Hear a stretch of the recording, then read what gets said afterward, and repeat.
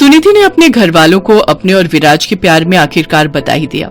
विराज अपने पिता हरीश के साथ आज सुनिधि के घर आने वाला था। सुनिधि और उसकी छोटी बहन रश्मि किचन में तैयारियों में लगी हुई थी। कुछ देर बाद विराज अपने पिता के साथ उनके घर आता है। सुनिधि की माँ आशा देवी हॉल में बैठकर विराज और उसके पिता से बातें करती हैं। इतने में सुनिधि और रश्मि उनके लिए नाश्ता लेकर बाहर आती है। सुनिधि हरीश के पैर छूती है। अरे वाह, कितने अच्छे संस्कार हैं बेटी तुम्हारे। विराज, मुझे तो तुम्हारी चॉइस बहुत पसंद आई। आएगी कैसे नहीं अंकल जी, आखिर मेरी बहन लाखों में एक जो है। वैसे कम तो आप भी नहीं हैं, बिल्कुल अपनी बहन की ही परछाई हैं। तारीफ तो आपको भी करनी चाहिए अंकल जी। आपको देखकर लगता नहीं कि आप इतने बड़े लड़के के पापा हैं। कितने अच्छे से मेंटेन किया है आपने खुद को। हाँ ये तो है। तुम्हें पता है, जब मैं स्कूल में इन्हें पेरेंट्स मीटिंग में लेकर जाता था ना, तो सब टीचर्स को यही लगता था कि मैं अपने पिता को नहीं बल्कि अपने बड़े भाई को साथ लेकर आया हूँ। सही है भाई साहब, शक्ल से उम्र का अंदाजा लगाना भी नहीं चाहिए। अच्छा, अगर आपको हमारी सुनिधि पसंद है तो हम आज ही दोनों की सगाई कर लेते हैं। हाँ हाँ, नेकी और पूछ पूछ। दोनों परिवार मिलकर उनकी सगाई कर देते हैं। फिर 3 महीने बाद उनकी शादी का मुहूर्त निकलता है। इन 3 महीनों में दोनों परिवार शादी की शॉपिंग और दूसरे कामों के चलते एक दूसरे से मिलते रहते हैं। और इन्हीं सब मुलाकातों के बीच रश्मि अपनी ही बहन के ससुर पर अपना दिल हार बैठती है और शादी से 3 दिन पहले रश्मि हरीश को अकेले में बुलाती है। क्या हुआ रश्मि बेटा, तुमने मुझे यहाँ क्यों बुलाया? बेटा या बेटी नहीं हूँ मैं आपकी, अब आप मुझे बस रश्मि या डार्लिंग कहकर ही बुलाएंगे। क्या मतलब? मतलब ये कि मुझे आपसे प्यार हो गया है और मैं आपसे शादी करना चाहती हूँ। दिमाग खराब हो गया है तुम्हारा? ये क्या मजाक है? अपनी और मेरी उम्र देखी है? ये कोई मजाक नहीं है, और आपकी और मेरी उम्र में कितना भी अंतर क्यों ना हो, मुझे इससे कोई फर्क नहीं पड़ता। कुछ भी हो, आपको मुझे अपनाना ही होगा। ये कभी नहीं होगा, और तुमने ऐसा दोबारा सोचा भी तो ये बात मुझे तुम्हारी माँ और बहन को बतानी पड़ेगी। हरीश वहाँ से जाने लगता है। तभी रश्मि चाकू निकालती है और अपनी कलाई काट लेती है। हरीश उसे हॉस्पिटल लेकर जाता है। डॉक्टर उसका इलाज तो कर देते हैं, लेकिन खुदकुशी का मामला होते हुए वो पुलिस को फोन कर देते हैं। रश्मि होश में आती है तो वो पुलिस को बयान देती है। इंस्पेक्टर साहब, मैं खुदकुशी नहीं कर रही थी बल्कि फ्रूट काट रही थी कि तभी चाकू हाथ से स्लिप हो गया। पुलिस उसे जाने देती है, जिसके बाद रश्मि हरीश के साथ घर आती है और घर पर भी वो सबको वही बहाना बताती है।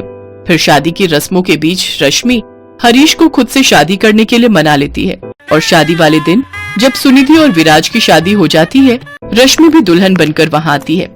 विवाह संपन्न हुआ, सब वर वधू को आशीर्वाद दें। ठहरिए पंडित जी, इस मंडप में अभी एक शादी और बाकी है। ये तो क्या कह रही है? और तू ये शादी का जोड़ा पहनकर क्यों आई है? क्योंकि मैं भी आज अपने प्यार से इसी मंडप में शादी करूंगी। हरीश दुल्हा बनकर वहाँ आ जाता है। सुनिधि, विराज और आशा देवी ये सब देखकर हैरान रह जाते हैं। सभी रिश्तेदार उनके बारे में बातें बनाने लगते हैं, लेकिन रश्मि सबको नजरअंदाज करते हुए हरीश से शादी कर लेती है। आशा देवी अपनी बेटी की इस हरकत से बहुत नाराज होती है और वो रश्मि से सारे रिश्ते तोड़ देती है। सुनिधि ब्याह कर विराज के साथ उसके घर आती है, जहाँ हाथ में पूजा की थाली लिए रश्मि उसका स्वागत करती है और कहती है, रुको बहुरानी, इस घर में अब तुम्हारी सास है जो तुम्हारा स्वागत करेगी। ये क्या बकवास है, और हट जाओ मेरे रास्ते से। मुझे ना तो तुम्हारी शक्ल देखनी है और ना ही तुमसे कोई बात करनी है। ये सब तुम्हारे ऊपर है, लेकिन कायदे से अब मैं तुम्हारे ससुर की पत्नी और तुम्हारी सास हूँ। रश्मि उनकी आरती उतारने लगती है, लेकिन विराज हाथ मारकर पूजा की थाल नीचे गिरा देता है। बहुत हुआ तुम्हारा नाटक रश्मि, मैं नहीं जानता ये सब कैसे हुआ, लेकिन तुम मेरी माँ कभी नहीं बन सकती, समझी? अपनी माँ से बात करने का ये क्या तरीका है विराज? ये अब तुम्हारी माँ और इस घर की सास है, समझे? मैं इसे अपनी सास नहीं मानती। वो दोनों कमरे में चले जाते हैं, जहाँ सुनिधि बहुत रोती है। अगले दिन सुबह मुंह दिखाई के लिए पड़ोस की औरतें आती हैं। लो, आ गई मेरी बहू। सुनिधि बहू, यहाँ आकर बैठ जाओ। क्यों यहाँ तमाशा कर रही हो? चाहती क्यों नहीं हो यहाँ से? तमीज से बात कर, तेरी सास हूं मैं। अगर सबके सामने मेरी इंसल्ट की तो मुझे भी अपना सास वाला रूप दिखाना ही पड़ेगा। हरीश भाई साहब को भी देखो बुढ़ापे में क्या शौक चढ़ा था शादी का, जो अपनी ही बहू की छोटी बहन को फंसा लाए और बेटी की उम्र की लड़की से शादी कर ली। आपको क्या दिक्कत है? आपकी बेटी से ब्याह किया है क्या उन्होंने? अब चलती बनो यहाँ से। हमें भी शौक नहीं है यहाँ आने का, वैसे भी मुंह दिखाई किसकी करें? यहाँ तो दोनों सास बहू एक साथ ही ब्याह कराई हैं। चलो बहन। वो सब वहां से चली जाती हैं। इन सब से सुनिधि गुस्से में आकर रश्मि पर चिल्लाते हुए कहती है, आखिर क्या मिला तुझे ये सब करके? तुझे सच में पापा जी से प्यार था या बस तूने कुछ दिनों के अट्रैक्शन के कारण ही उनसे शादी कर ली? मुझे सचमुच में उनसे प्यार हुआ है। तुम्हारी शादी की तैयारियों के दौरान मैंने जाना कि वो कितने अकेले हैं, लेकिन सबके सामने उनका स्ट्रांग बनना मुझे बहुत पसंद आया और अब मैं हमेशा उनका साथ देकर उनके इस अकेलेपन को दूर करूंगी। ये सब बातें हरीश और विराज सब सुन लेते हैं। सुनिधि और विराज को अपनी गलती का एहसास हो चुका था। वो दोनों अब रश्मि को अपना लेते हैं और अब चारों खुशी खुशी एक दूसरे के साथ रहते हैं।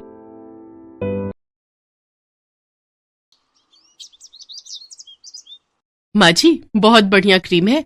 आप एक बार लगाओगी तो आपके चेहरे की सारी झुर्रियां कुछ ही दिनों में गायब हो जाएंगी। अच्छा, फिर तो एक नहीं 2 क्रीम दे दे। वैसे कितने पैसे हुए? माँ जी, मात्र 315 रुपए। ये दोनों एंटी एजिंग क्रीम है। अच्छा रुको, मैं देती हूँ। अरे, मेरे बटुए में सिर्फ 300 रुपए ही हैं। अब क्या करूं? मेरा घर बस थोड़ी दूर ही है।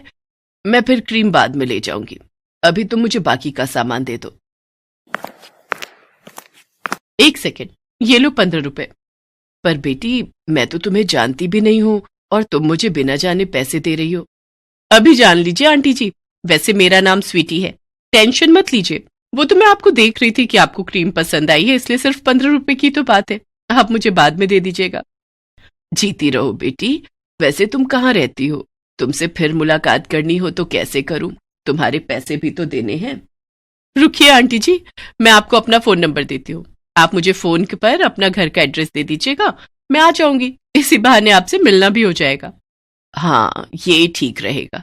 लिख लो तुम मेरा नंबर। सुमित्रा पास में ही एक मोहल्ले में अपने बेटा और बहू वर्षा के साथ रहती है। सुमित्रा की बहू वर्षा एक गरीब घर से आई है, इसलिए सुमित्रा अपनी बहू वर्षा को पसंद नहीं करती। वो अपने बेटे की दूसरी शादी करना चाहती है, इसलिए वो एक अमीर घर की लड़की ढूंढ रही है। वर्षा ने तलाक देने से मना कर दिया। वो बहुत ही सीधी सादी है और गरीब परिवार की है।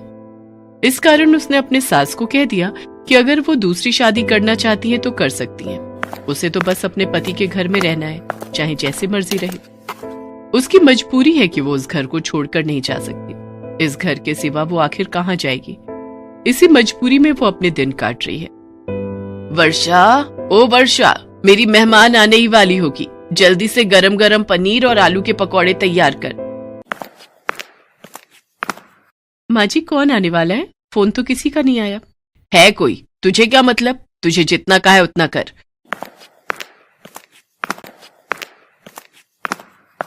रवि बेटा, थोड़ा देर से ऑफिस चले जाना, मुझे तुम्हें किसी से मिलवाना है। मुझे पता है माँ, तुम फिर से शुरू हो रही हो। कोई ना कोई लड़की ही होगी। मैंने तुम्हें कितनी बार मना करा है कि मुझे दूसरी शादी नहीं करनी है। तू पहले ही अशुभ बातें निकाल दे अपने मुंह से। अगर तूने दूसरी शादी के लिए मना किया ना तो मैं अपनी जान दे दूंगी। तू अपनी माँ को चाहता है या नहीं? अभी सुमित्रा बात कर ही रही थी कि तभी स्वीटी आ जाती है। नमस्ते आंटी जी, कैसे हैं आप? अरे आओ आओ बेटी, घर ढूंढने में कोई परेशानी तो नहीं हुई ना? नहीं नहीं आंटी जी, मैंने अपनी गाड़ी बाहर गेट के पास ही पार्क की है, तो कोई परेशानी तो नहीं है ना? अरे नहीं नहीं, परेशानी की क्या बात है। आओ बैठो। रवि बेटा, ये स्वीटी है, बहुत ही प्यारी बच्ची है। सुमित्रा स्वीटी के साथ बहुत मीठी मीठी बातें करती है। ऐसे ही अक्सर सुमित्रा स्वीटी को घर बुला लिया करती थी या फिर रवि के साथ उसके घर मिलकर आ जाती थी। रवि मजबूर था। अगर वो इन सब के लिए मना करता तो सुमित्रा अपने आप को कुछ कर लेती। सुनो, मैं यही कहूंगी, अगर माँ जी को कुछ हो गया तो हम दोनों जिम्मेदार होंगे। आप स्वीटी से शादी के लिए हाँ कर दो, माँ जी अपने आप ही स्वीटी से बात कर लेंगी। स्वीटी भी इस शादी के लिए जल्दी ही हाँ कह देती है। आंटी जी, मैं जानती हूँ आप वर्षा के घर में रहने से खुश नहीं हो, पर आप चिंता मत करो, मेरे पास बहुत पैसा है। हम दोनों खूब ऐशो आराम से रहेंगे, खूब मजे करेंगे, पर एक शर्त पर। अब से तुम मुझे आंटी जी नहीं माँ जी कहोगी। रवि और स्वीटी की शादी हो जाती है और सुमित्रा अपनी बहू वर्षा के लिए सौतन ले आती है। जैसा सुमित्रा ने सोचा था वैसा बिल्कुल भी नहीं हुआ। स्वीटी ने तो आते से ही अपने रंग दिखाने शुरू कर दिए। अरे, ये घर अभी तक गंदा क्यों पड़ा है? क्या यहाँ पर कोई काम वाली नहीं है? नहीं स्वीटी, घर की साफ सफाई का सारा काम मैं खुद ही करती हूँ। तो माँ जी अब तक क्या कर रही हैं? मेरी सहेलियां किटी पार्टी के लिए आने ही वाली होंगी। माँ जी को कहो वो तुम्हारा काम में हाथ बटाए ताकि काम जल्दी हो सके। पर स्वीटी, मैंने माँ जी से कभी कोई काम नहीं करवाया। उनकी उम्र तो देखो, वो इस उम्र में घर का काम कैसे कर सकती हैं? तुम चिंता मत करो, मैं अकेले ही कर दूंगी। तो क्या आराम से बैठकर रोटियां तोड़ने के लिए है वो? मैं उन्हें कभी बुलाती हूँ। माँ जी, ओ माँ जी। क्या हुआ स्वीटी बहू, तुमने मुझे आवाज लगाई? इस वर्षा ने तुम्हें कुछ कहा तो नहीं? किसकी मजाल है जो मुझे कुछ कह जाए? मैं तो आपको बुला रही थी। जल्दी से झाड़ू हाथ में पकड़ो और पूरे घर में लगा दो। मेरी सहेलियों ने आना है। मुझे पूरा घर शीशे की तरह चमकता हुआ दिखाई देना चाहिए। अब आप ऐसे इस तरह बैठी रहोगी तो घर के काम कैसे होंगे? कैसी बातें कर रही हो स्वीटी बहू? जब से वर्षा बहू आई है मैंने घर के किसी काम को हाथ नहीं लगाया। मैं तो घर के काम करना कब का भूल चुकी हूँ। तो अब कर लो, अभी तो कर सकती हो। मुझे कुछ नहीं सुनना, चुपचाप घर का काम कीजिए। ऐसे इस घर में कोई नहीं रह सकता। सुमित्रा सोच में पड़ जाती है। उसने अपने पैरों पर खुद ही कुल्हाड़ी मारी थी। वर्षा जैसी बहू के होते हुए उसने स्वीटी जैसी लड़की को अपनी बहू बनाया, जिसकी वजह से आज वो इस उम्र में घर के काम कर रही थी। क्या बात है स्वीटी, तेरी तो दोनों नौकरानियां बिल्कुल बेकार हैं। इन्हें तो जैसे घर के काम ही नहीं आते। देखा, इस बूढ़ी नौकरानी ने मेरी साड़ी के पल्ले पर दाल गिरा दी।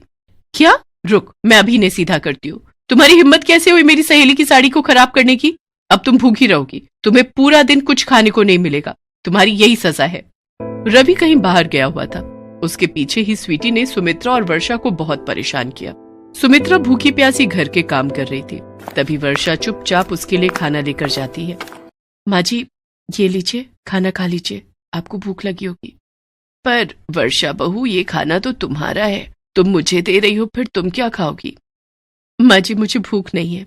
मेरे से ज्यादा आपको खाने की जरूरत है। आपको अपनी बीपी की दवाई भी लेनी होती है ना। आप ये खाना खा लो। मेरे से कितनी बड़ी गलती हो गई। मैं अपनी बहू की सौतन ले आई। हे भगवान, मेरी गलती को क्षमा कर देना। वर्षा बहू, तू चिंता मत कर। अगर गलती मैंने की है तो मैं ही इसे सुधारूंगी भी। मैं स्वीटी को घर से निकाल कर ही दम लूंगी। स्वीटी सुमित्रा की बातें सुन लेती है और गुस्से में आ जाती है। क्या कहा? मुझे घर से निकालोगी? मैं तुम दोनों को ही इस घर से निकालकर बाहर फेंक दूंगी। ये घर मेरा है। अब से यहाँ मैं और रवि रहेंगे। हम दोनों पति पत्नी के सिवा यहाँ कोई नहीं रहेगा। निकलो यहाँ से दोनों बाहर। इससे पहले कि रवि आए, मैं तुम्हारी शक्ल तक नहीं देखना चाहती। निकलो बाहर, निकलो। तभी रवि आ जाता है। उसके साथ पुलिस भी थी। मिस्टर रवि, आपने सही समय पर हमें इस लड़की के बारे में खबर दे दी, वरना आपका पूरा परिवार जो है ना, खतरे में आ सकता था। माँ, इस लड़की का नाम स्वीटी नहीं, चांदनी है। आज सुबह मैंने एक अखबार में इसके बारे में पढ़ा। ये एक चोर है। आप दोनों को घर से बाहर निकालकर ये यहाँ अकेली रहना चाहती थी, ताकि ये इस घर को अपने नाम करके सब रुपया पैसा बटोर कर यहाँ से रफू चक्कर हो जाए। और आज जो इसकी सहेलियां आई थी ना, वो भी चोर हैं। उन्हें भी पुलिस ने अपनी हिरासत में ले लिया है।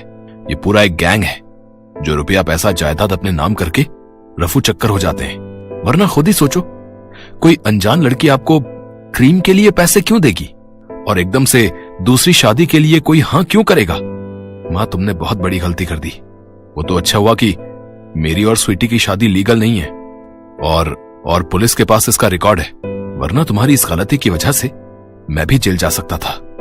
मुझे माफ कर दे रवि बेटा। वर्षा बहू, मैंने पैसों के लालच में आकर अपने ही बेटे की जिंदगी खराब कर दी चाहिए। इंस्पेक्टर साहब, ये स्वीटी बहुत गलत लड़की है। इसने मेरा क्या हाल कर दिया। मेरी वर्षा बहू कितनी अच्छी है, लाखों में एक है। बड़ी आई थी मेरी वर्षा बहू और मुझे घर से निकालने वाली। अब तू जेल की सलाखों के पीछे जब सजा भुगतेगी ना, तब मेरे कलेजे को ठंडक पड़ेगी।